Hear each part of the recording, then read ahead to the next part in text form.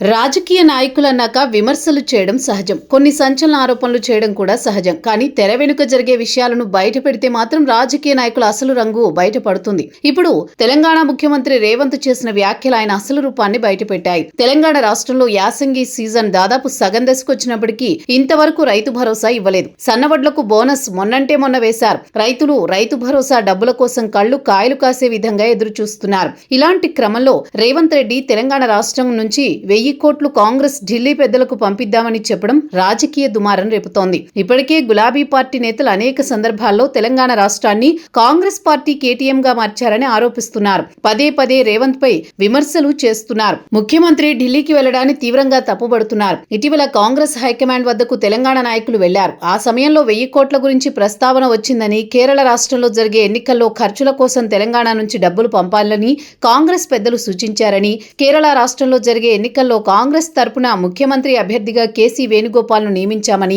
తెలంగాణ రాష్ట్ర నాయకత్వానికి కాంగ్రెస్ అధినాయకత్వం చెప్పినట్టు గులాబీ మీడియా తన సోషల్ మీడియాలో ప్రచారం చేసింది. వాస్తవానికి దీనికి సరైన కౌంటర్ కాంగ్రెస్ పార్టీ నుంచి రాలేదు. దీంతో అందరూ అదే నిజమనే భావనతో ఉన్నారు. కొంతమంది మాత్రం ఇది రాజకీయంగా కాంగ్రెస్ ని దెబ్బతీయడానికి గులాబీ పార్టీ చేస్తోన్న ప్రచారం మాత్రమే అని అనుకున్నారు. అయితే రేవంత్ రెడ్డి మాటలతో ఆ 1000 కోట్ల వ్యవహారం అబద్ధం కాదని, కావాలని చేస్తున్న ప్రచారం అంతకంటే కాదని, అది నిజమని తేలిపోయింది. గాంధీ కుటుంబానికి ఆర్థిక అవసరాలున్నాయని, అందరం కలిసి తెలంగాణ నుంచి 1000 కోట్ల రూపాయలు సమకూర్చి ఇవ్వగలిగే శక్తి కాంగ్రెస్ పార్టీ కార్యకర్తలకుందని రేవంత్ అనడం సంచలనాన్ని కలిగిస్తోంది. సాధారణంగా చూస్తే రేవంత్ రెడ్డి మాట్లాడిన మాటల్లో పెద్దగా తప్పు కనిపించడం లేదు. రేవంత్ రెడ్డి ఇస్తామని చెప్పిన డబ్బులు ప్రభుత్వం నుంచి కాదు, కేవలం కార్యకర్తలు అందరం కలిసి డబ్బులిస్తామని అన్నారు. విరాళాల రూపంలో కార్యకర్తలు ఇవ్వగలరు అనేది రేవంత్ ఉద్దేశం. కానీ ఆ మాట ఎందుకు దుమారమైందంటే, ప్రస్తుతం రేవంత్ రెడ్డి ముఖ్యమంత్రిగా ఉన్నారు. తెలంగాణ రాష్ట్రాన్ని పరిపాలిస్తున్నారు. గతంలో ఎన్నడూ కూడా ఈ తరహాలో రేవంత్ రెడ్డి మాట్లాడలేదు. ప్రభుత్వంలో ఉన్నారు కాబట్టి